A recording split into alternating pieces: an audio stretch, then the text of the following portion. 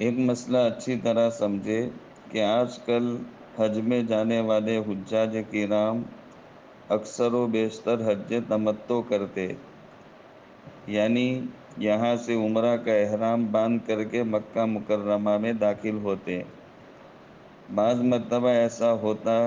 کہ قریب وقت میں جانے کی وجہ سے بعض عورتوں کے ماہواری کا مسئلہ آ جاتا، تو اس بہن نے، اس عورت نے عمرہ کا احرام باندھا، مکہ مکرمہ میں داخل ہوئی، لیکن عمرہ کرنے سے پہلے پہلے 8ویں ذی الحجہ بھی آ گئی، یعنی اب حج کا احرام باندھنے کا وقت آ گیا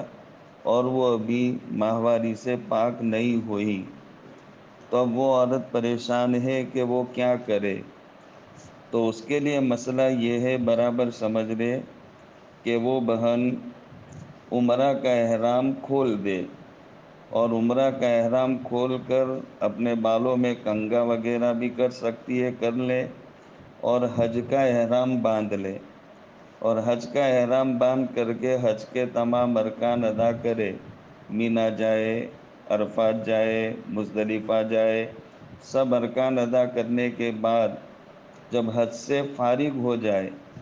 تو اس کا عمرہ باقی رہ گیا، عمرہ کا احرام باندھا تھا، عمرہ کر نہیں سکی تو عمرہ قضا کرنا اس پر واجب ہے۔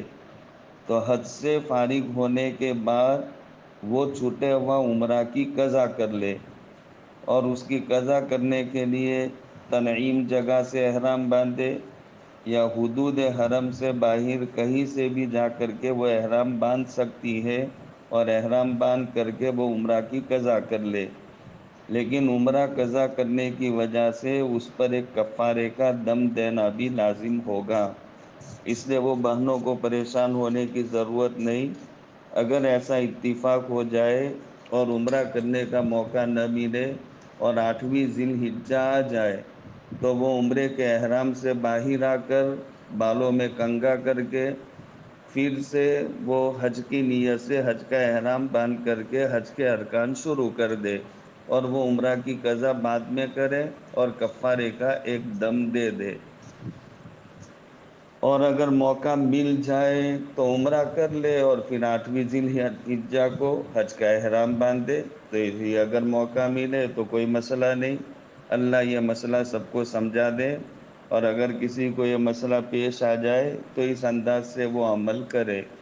اللہ پاک سب کو حج مبرور نصیب فرمائے، سب کی مرادیں تمنائیں اللہ پاک پوری فرمائے، سب حاجیوں کی دعاؤں کو اللہ پاک قبول فرمائے، سب حاجیوں کی دعاؤں میں پوری امت کا حصہ اللہ شامل فرمائے، آمین یا رب العالمین۔